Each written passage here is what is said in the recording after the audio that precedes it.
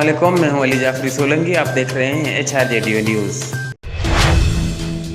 राम मंदिर अयोध्या में ही बनेगा। भारतीय सुप्रीम कोर्ट ने इंतहा पसंदों के सामने घुटने टेक दिए। बाबरी मस्जिद की ज़मीन हिंदुओं के हवाले। सुप्रीम कोर्ट की 5 रुकनी बेंच ने फैसला सुना दिया। कहा, मस्जिद के लिए मुसलमानों को मुतबादिल जगह फराम की जाएगी। मुसलमानों को बाबरी अहाते का हक नहीं है।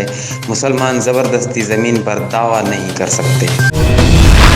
भारतीय सुप्रीम कोर्ट के फैसले पर मुसलमानों के कत्लेआम का खतरा। अयोध्या समेत भारत भर में सिक्योरिटी सख्त। उत्तर प्रदेश, हिमाचल प्रदेश समेत दीगर रियासतों में दफ़ा 144 नाफिज। मजहबी इबादतगाहों की सिक्योरिटी बढ़ा दी गई। हज़ारों सिक्योरिटी एहलकार तैनात।